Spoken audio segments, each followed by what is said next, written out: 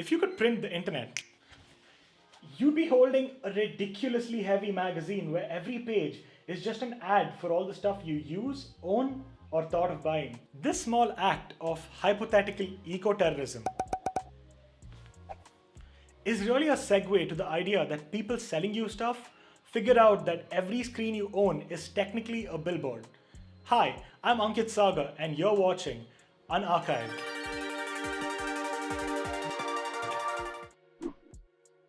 The average person today sees somewhere around 6,000 to 10,000 ads a day. That's like going to the market during Bakrid and getting lost because of all the goats. In a digital environment, that many companies aggressively bleating for your attention can get overwhelming. The problem is that advertisers approach the online landscape with a traditional mindset. This was mostly about getting as many people as possible to notice something by keeping it wherever they are likely to look, without even considering if it fits into their lives. So instead of the subtle but deliberate pull of McDonald's signs as you travel from Bangalore to Pune, people got mechanoid because they put it on every blank space on every website people visited on the digital highway. With nearly 3.8 billion people online in 2020, continuing that approach would cost brands and advertisers their time, money, and more importantly, the faith of the consumers. So while corporations are allegedly willing to flirt outside the law, their only real interest is to keep you spending by convincing you to be brand loyal. So what happened next? Well, the internet that we once knew grew up and in its adolescent phase decided to run away with free speech and become a single mother to a naughty little child called social media.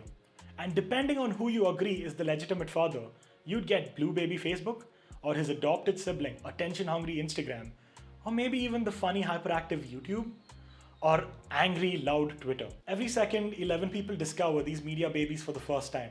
Some are amused by it and just want to watch it grow. And these are the casual users that Xerox their normal lives onto their digital selves. Meanwhile, others are a little more hardcore and they try to squeeze some money out of anything they can find. These users make unique, authentic content that captures millions of views, shares, likes, and feed into the most common type of digital marketing, where advertisers try to collaborate and increase their brand awareness or inspire loyalty among a specific target audience. Alright, this seems like the right time to talk about sponsored ads, which is essentially just this conversation. A company goes, Hey, can you maybe talk about me because I have money and you look like you could use money, and if you don't like free money, I can give you free stuff maybe? and the person in need of that money goes, Yes, sir, I can able to do. Please give money. I have bills to pay also. Thank you very much. This service, if you will, can backfire pretty spectacularly if the core values of any audience and the brand don't align well. And some of you with an interest in ethics might want to know, Does that mean that North Korea can pay me to talk nicely about them? firstly, that would make you a foreign agent and you and your free stuff will expire in jail. Secondly, forget North Korea, take your favorite company.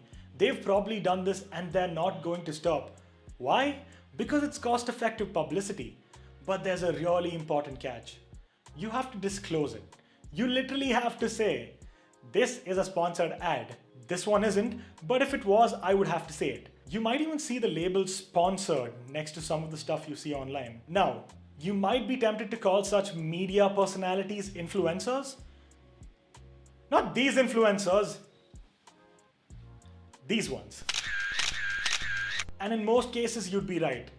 Except even influencers don't want to be called that. They prefer to be called content creators because that's what they do. Through years of consistent creative output, they've built a faithful audience, which brands realized they could now harness for their own benefit. So technically, anyone with a large enough following can get in on this, which means that you, T-Series, and NASA are all on the same playing field.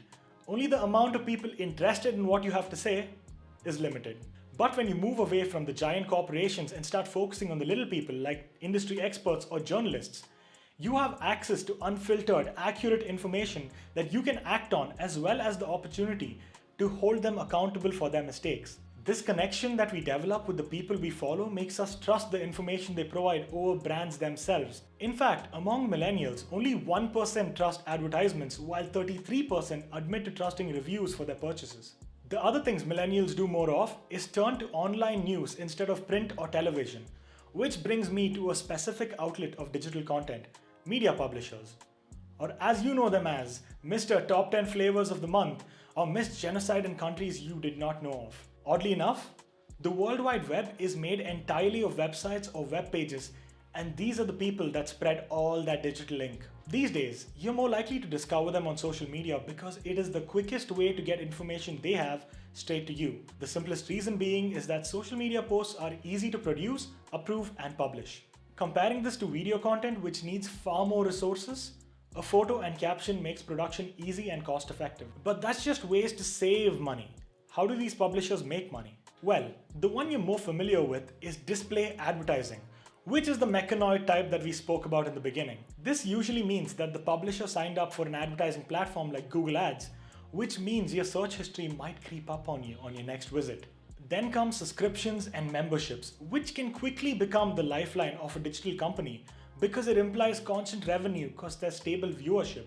But this also means that information gets locked behind paywalls and that feeling that somebody lied to you about how the internet worked. Sponsored content is another one where companies support the creator or publisher monetarily or through favors.